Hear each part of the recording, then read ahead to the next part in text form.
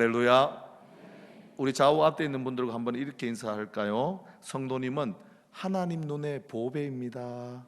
성도님은 하나님의 눈의 보배입니다.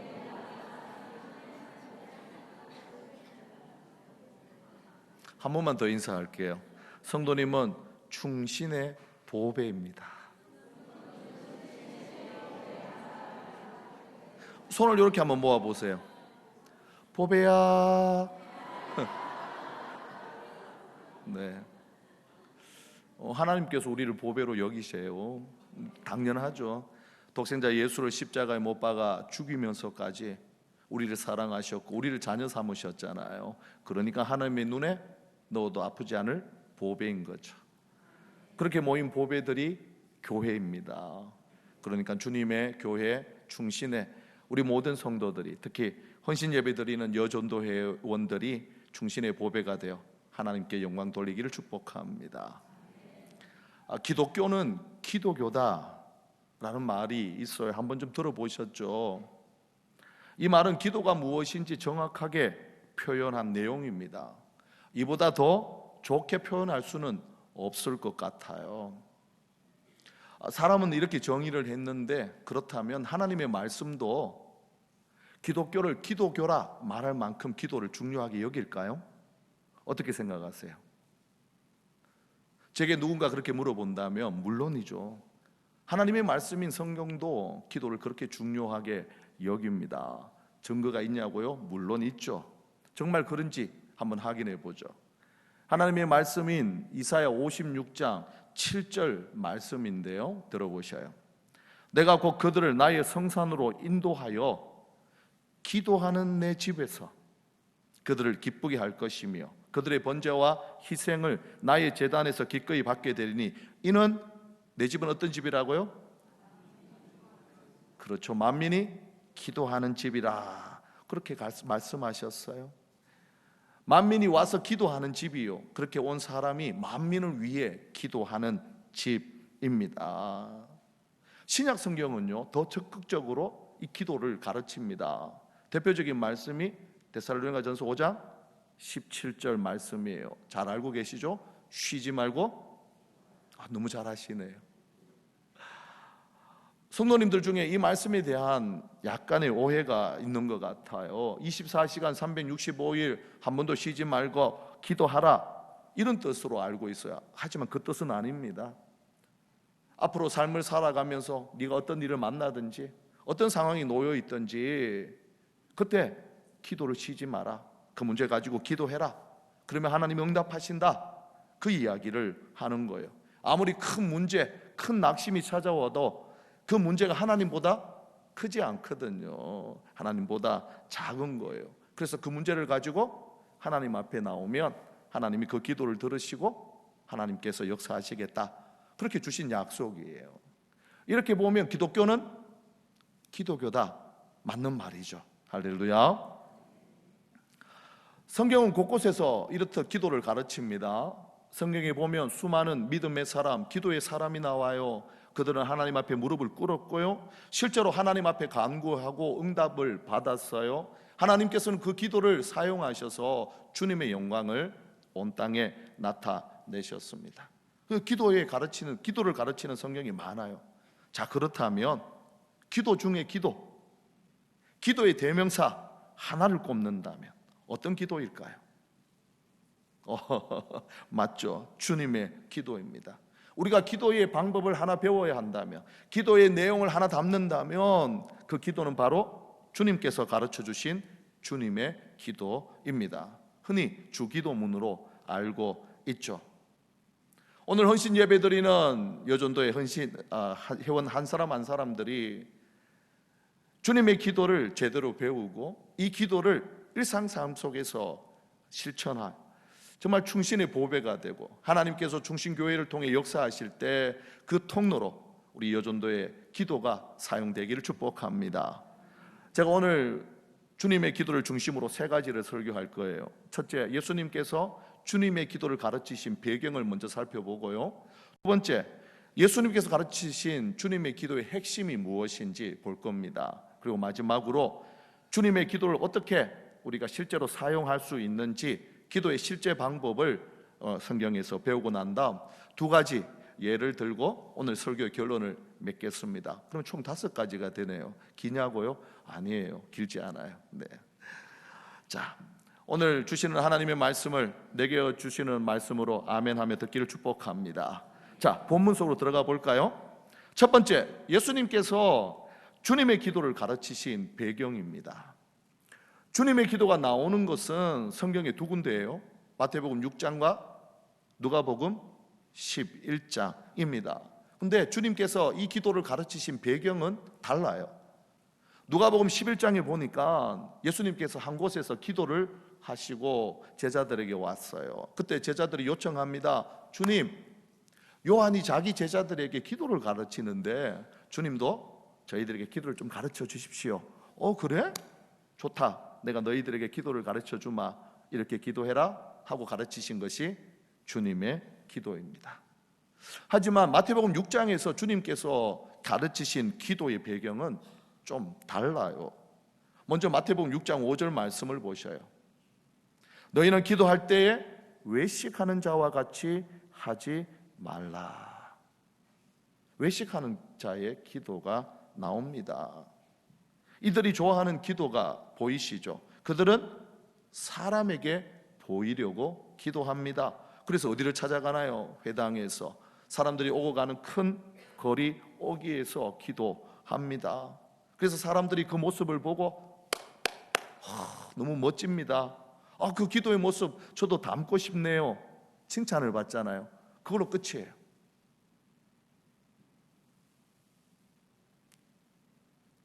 예수께서 주님의 기도를 가르치신 또 다른 배경 하나가 있습니다. 7절 말씀인데요. 같이 한번 읽어볼까요? 7절입니다.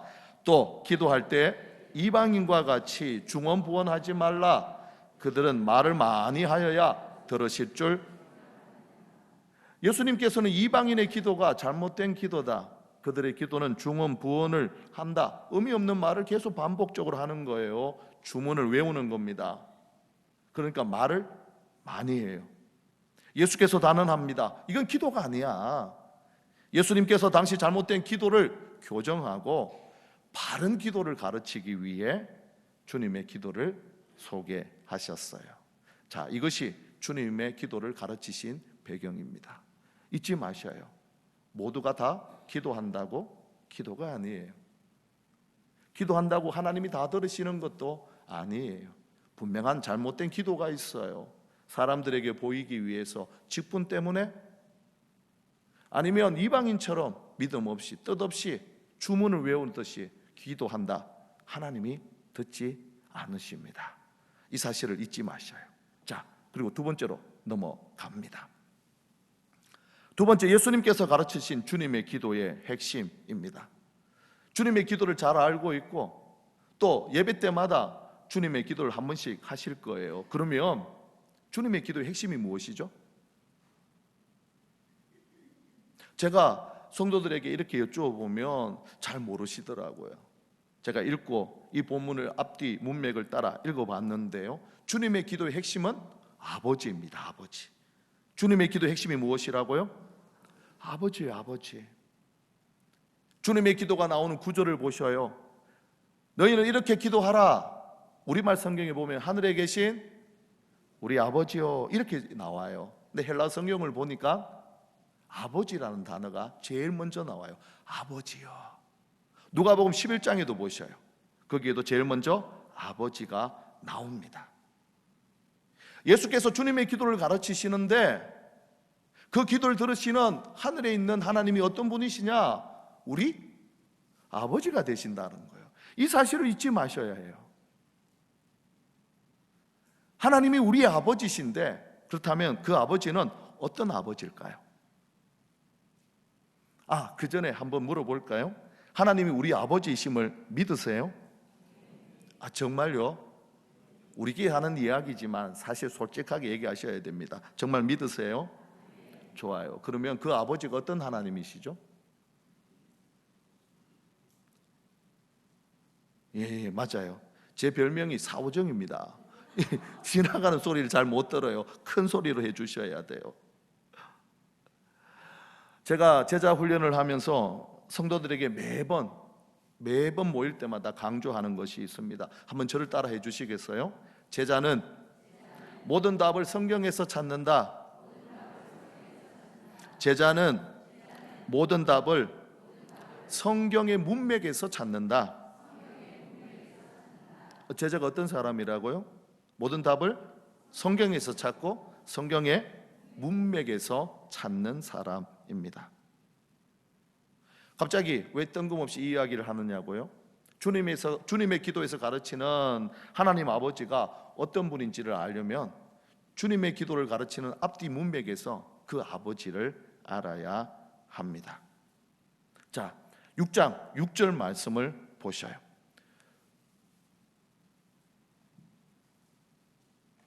같이 한번 읽도록 하겠습니다. 너는 기도할 때 내 골방에 들어가 문을 닫고 은밀한 중에 계신 내 아버지께 기도하라.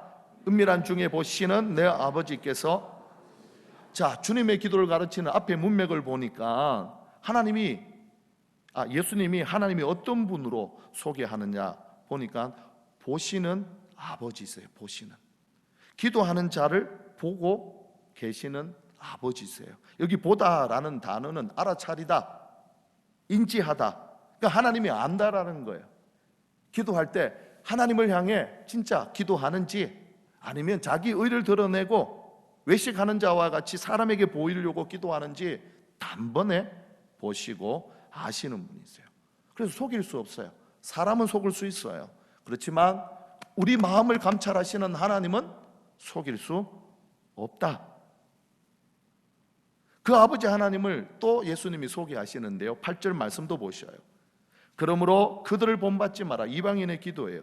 구하기 전에 너희에게 있어야 할 것을 하나님 너희 아버지께서 아신다. 우리 아버지 하나님 어떤 분이시라고요? 내가 기도하기 전에 무엇이 내게 있어야 할지를 다 알고 계셔요. 이방인은요, 신을 믿지 않아요. 그들이 만든 신은 존재하지 않아요. 그들이 만든 그냥 피조물에 불과해요. 신이 없으니까 어떻게 해요? 신이 자기의 것을, 자기에게 무엇이 필요한지 알까요, 모를까요? 없는 신이니까 모르죠. 그러니까 어떻게 할까요? 미주알, 고주알, 내게 필요한 것 다 이야기해요. 그러다 보니까 시간이 많아야 됩니다. 그것도 귀찮으니까 어떻게 해요? 자기 마음의 소원을 주문처럼 만들고 그거 뜻없이 외쳐대는 겁니다. 그러나 우리 하나님 아버지는 어떤 분이시라고요? 그렇죠. 아시는 분이세요. 무엇을요? 내게 무엇이 필요한지 굳이 기도하지 않아도 다 아십니다.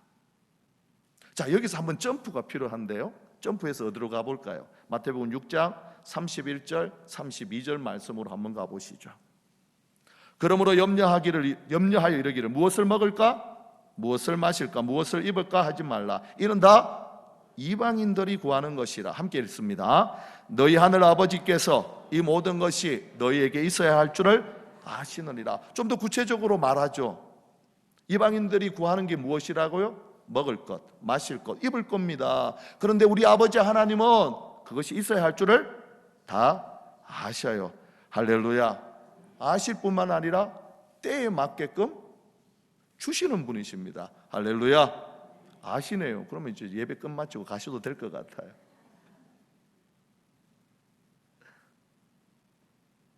그렇다면 우리는 그 아버지 하나님 앞에 어떻게 기도해야 할까요? 주님의 기도의 핵심이 무엇이라고요? 아버지입니다. 그래서 이렇게 기도하셔야 돼요.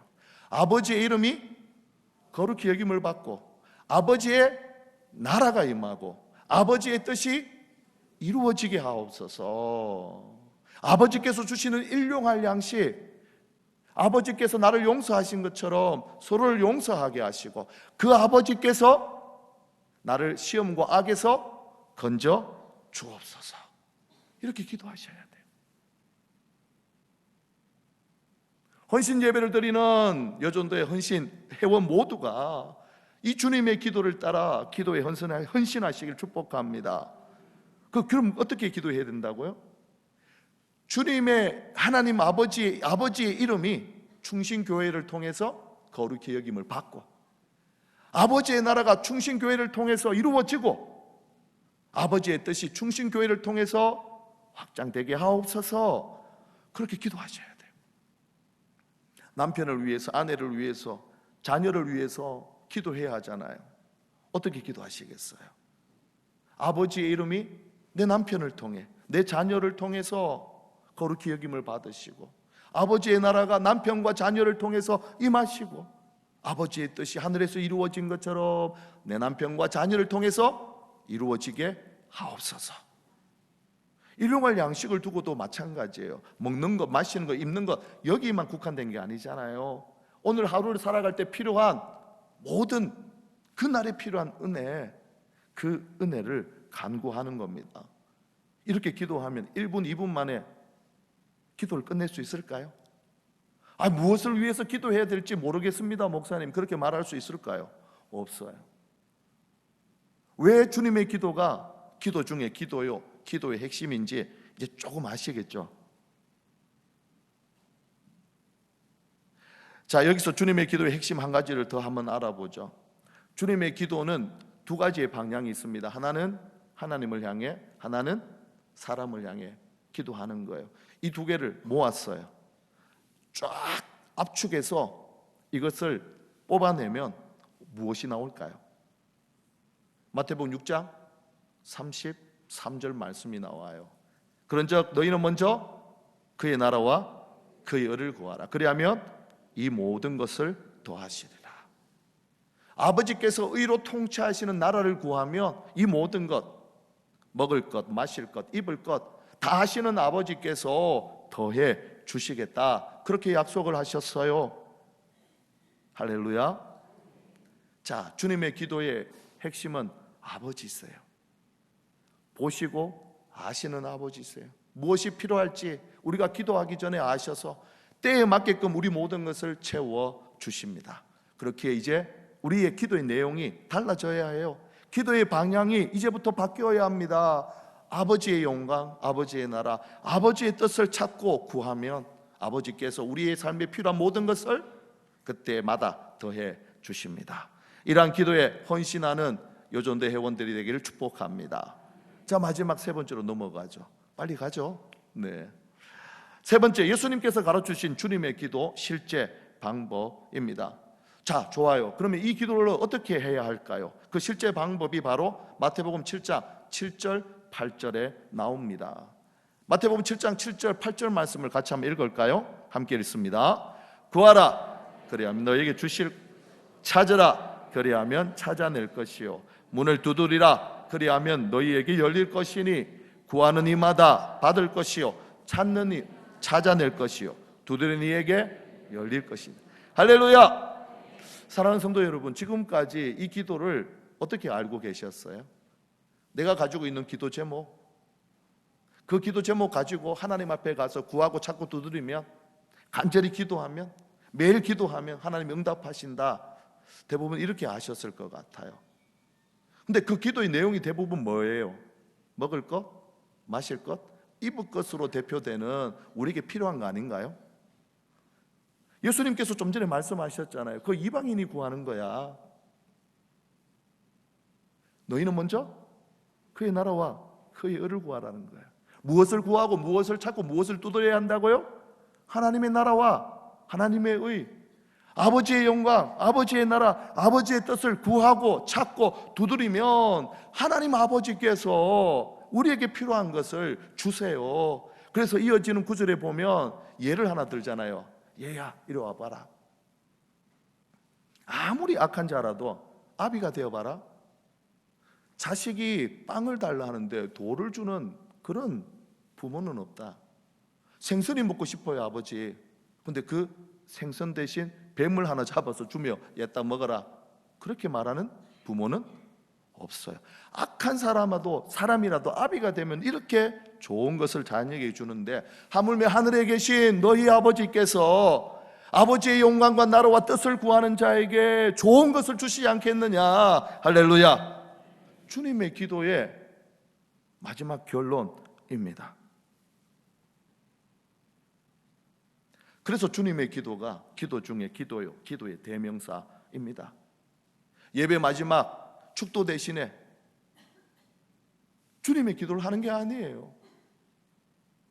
주님의 기도가 마지막 기도의 마무리로 가면서 이 기도가 주문이 되었어요. 그 속도가 얼마나 빠른지요. 하늘에 계신 우리 아버지여 이름이 거룩히 여김을 숨이 넘어가는 것처럼 그렇게 넘어가 버려요. 이 놀라운 기도의 보고, 이 놀라운 하나님의 역사가 임하는 기도를 이 시대가 주문처럼 만들어 버린 거예요. 나무아미타불 간세음보살 다를 게 뭐가 있나요? 주님의 기도는 내 필요가 아닙니다. 하나님의 필요, 하나님의 요구예요. 놀라운 건 그렇게 하나님의 요구에 우리가 믿음으로 반응하고 기도하면 하나님께서 우리의 필요를 모두 다 채워 주십니다. 하나님께서 자기 영광과 나라와 뜻을 내 기도를 통해 교회와 남편과 또 자녀를, 아내에게, 직장에서, 사업장에서 하나님의 영광, 나라, 뜻을 구하며 그때 필요한 모든 것을 공급해 주심으로 하나님이 우리 아버지이심을 보여주시는 거죠. 이러한 은혜가 오늘 헌신 예배 드리는 여전도 회원들과 또 그 가정 위에 직장과 사업장에 자녀들과 손주에게 또 주님의 교회 충신 가운데 있기를 축복합니다.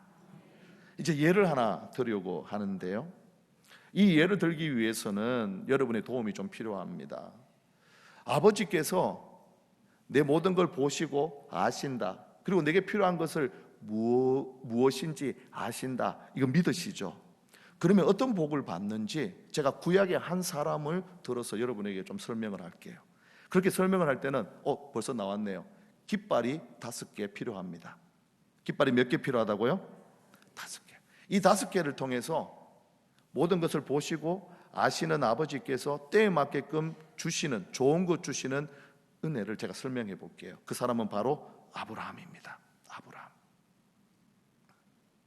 먼저 네 번째 깃발을 소개하겠습니다. 이 네 번째 깃발이 꽂힌 곳은 모리아 산입니다. 모리아 산. 어떤 산이라고요? 모리아 산이 무엇한 곳이죠? 그렇죠. 아브라함이 이삭을 번제로 바친 산입니다. 하나님께서 어느 날 아브라함을 찾아오셨어요. 아브라함아, 아이고 하나님 너무 오랜만에 찾아오셨습니다. 그래, 잘 지냈느냐? 예, 하나님 은혜 가운데 잘 지냈습니다. 아들 이삭도 잘 크고 있죠? 잘 크고 있지? 예, 하나님 물론이죠. 하나님 보시고 잘 아시잖아요. 벌써 청년이 되었습니다. 그때 하나님이 하늘이 무너지는 소리를 합니다. 내일 아침 일찍 일어나서 내가 지시하는 모리아 산에 가 그 아들을 번제로 드려라. 자, 여기서 세 번째 깃발이 나옵니다. 세 번째 깃발은 바로 아브라함의 집입니다. 그 다음날 아침 어떻게 했죠? 아브라함은 아무 소리 없이 아들을 깨웁니다. 두 종을 깨워요. 필요한 것을 챙깁니다. 그리고는 하나님이 지시하신 모리아 산을 향해 걸어갑니다. 자, 여기서 우리가 살펴볼 깃발이 5번째 깃발입니다. 모리아 산 반대편에 있어요. 아브라함의 집과는 완전 반대편이에요. 거기에 무엇이 있었을까요? 양의 집이 있어요. 양이 모리아 산에서 3일 정도 되는 곳에, 떨어진 곳에서 놀고 있었습니다. 풀 뜯어먹고 배 두드리면서 그렇게 잘 먹고 잘 살고 있었어요. 그런데요, 신기한 건 아브라함이 하나님의 명령을 듣고 이튿날 아침 일찍 일어나 모리아 산을 향해 걸어가는데 이 양 한 마리가 모리아 산을 향해 뛰기 시작합니다. 하루, 이틀, 아브라함과 같이 발 맞춰서 3일째 되는 날 모리아 산 밑까지 도착합니다. 그곳에서 아브라함이 말해요. 내가 아들과 함께 저 산에 올라가서 하나님 앞에 예배하고 아들과 함께 너희에게 돌아오겠다. 두 종에게 말합니다. 그리고는 어떻게 해요? 산길을 올라갑니다. 이 산 반대편에서 양 한 마리가 뭘 했을까요? 산을 올라가네요. 그리고 하나님이 지시한 곳에 올랐어요. 아브라함이 아들 이삭을 묻고 제단 위에 올립니다. 칼을 두고 목을 치려고 하는 순간 하나님이 천사를 보내 그것을 가로막죠. 아브라함아, 아브라함아, 네가 이제 하나님 경외한 줄 내가 알았도다. 그 소리를 듣고 칼을 놓고는 주의를 봤는데 양 한 마리가 어디에요? 나무에 걸려서 꼼짝달싹 못하고 있는 겁니다.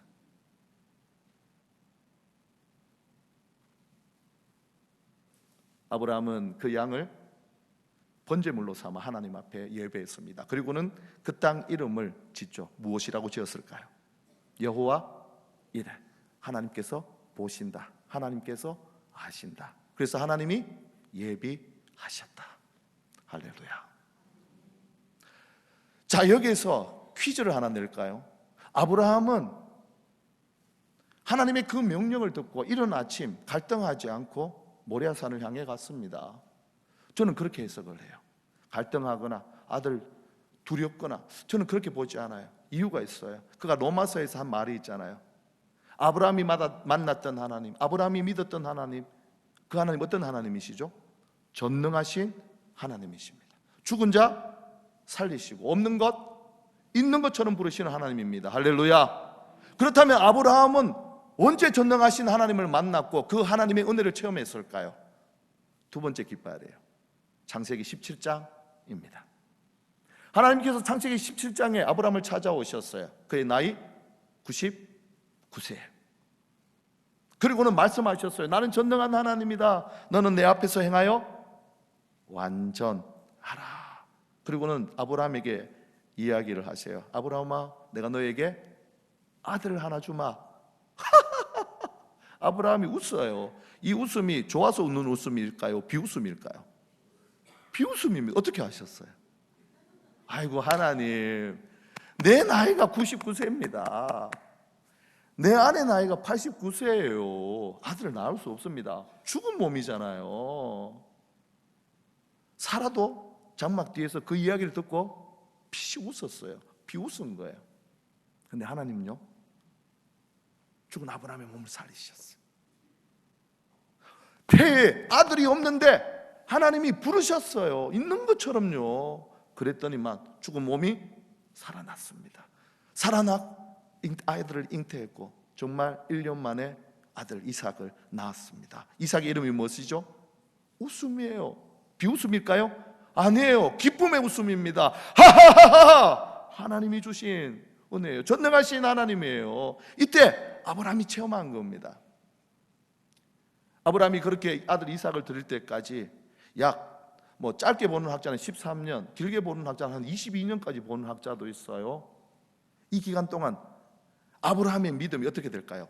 숙성됩니다. 숙성.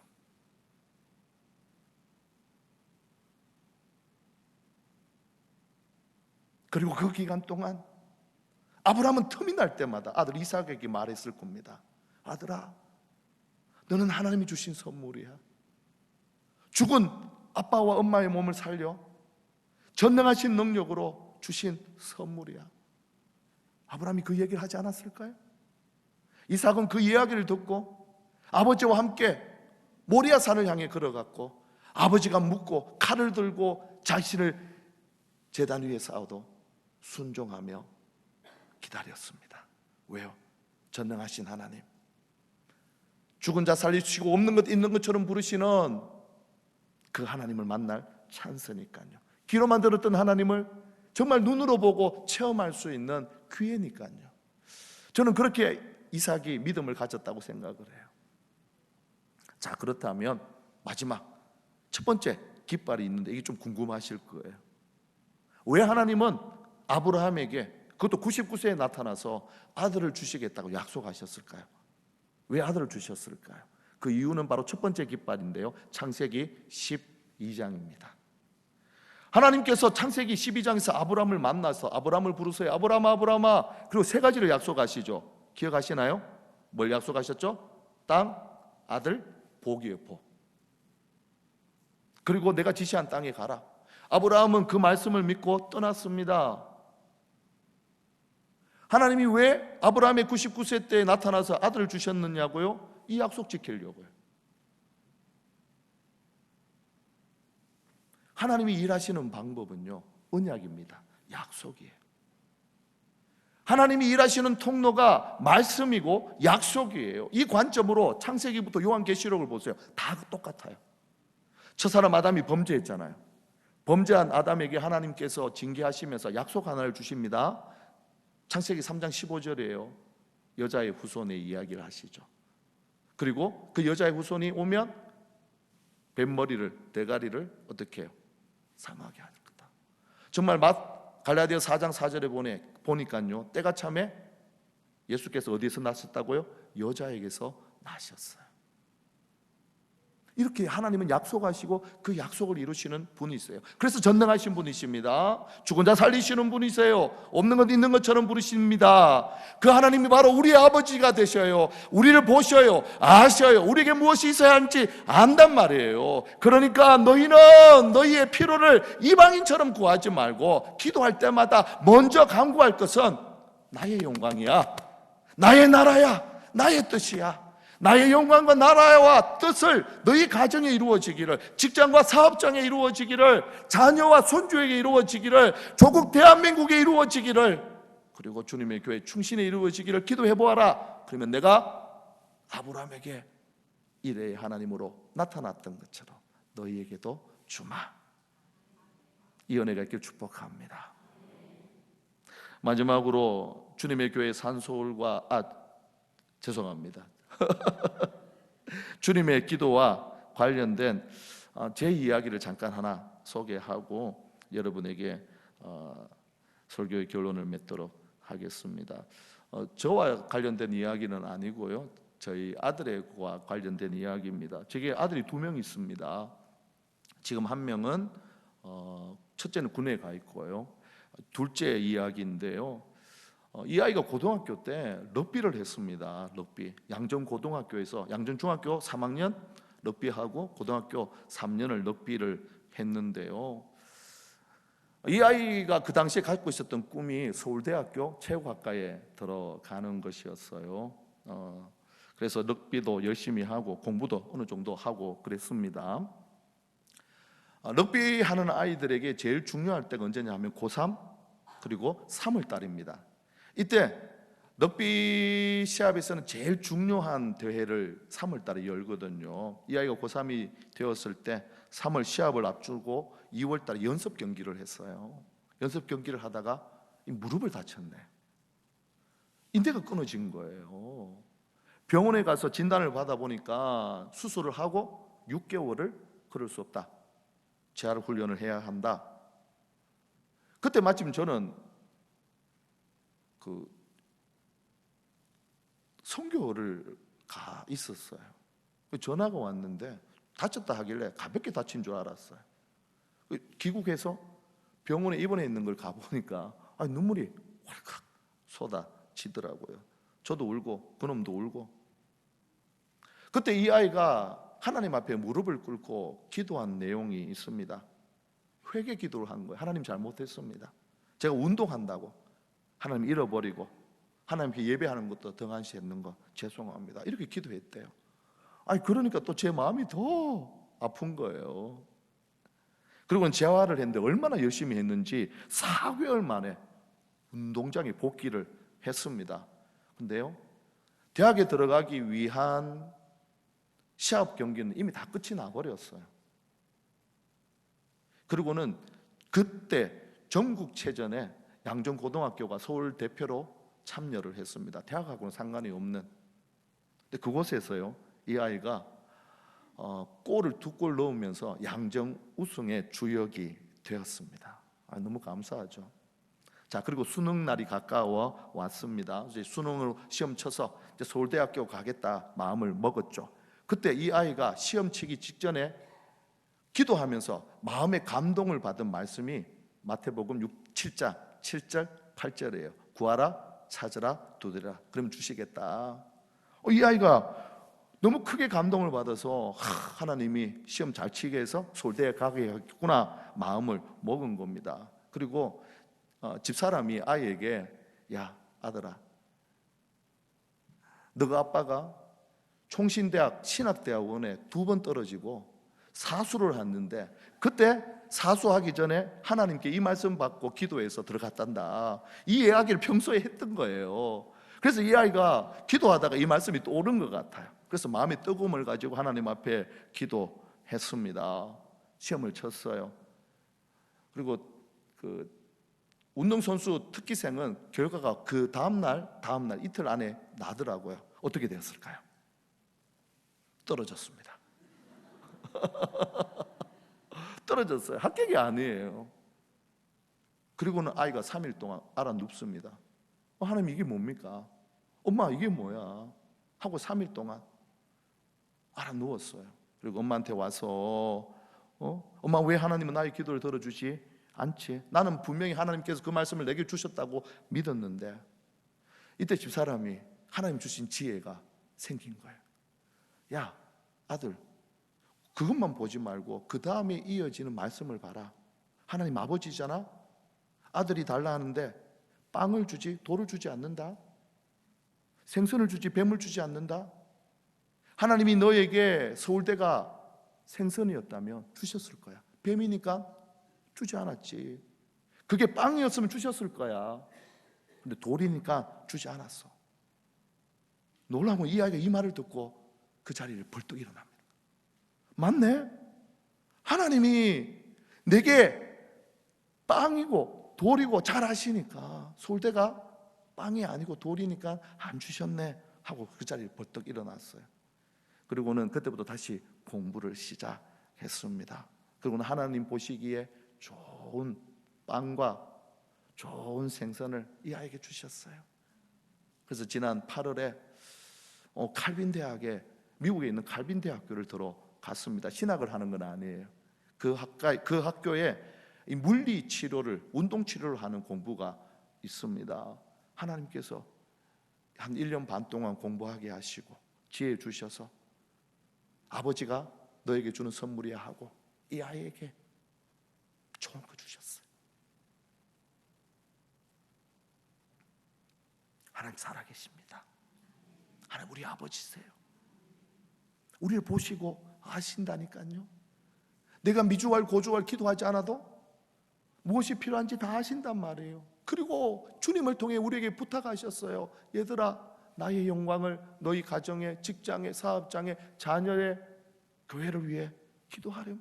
그러면 내가 그 기도를 듣고 내 영광과 내 나라와 내 뜻이 너희 가운데 이루어짐을 보여주고 나타나겠다. 그리고 보너스로 너에게 필요한 것들도 더해주마. 이 기도에 헌신하는 여전대 회원 한 사람 한 사람이 되기를 주 예수 그리스도 이름으로 축원합니다.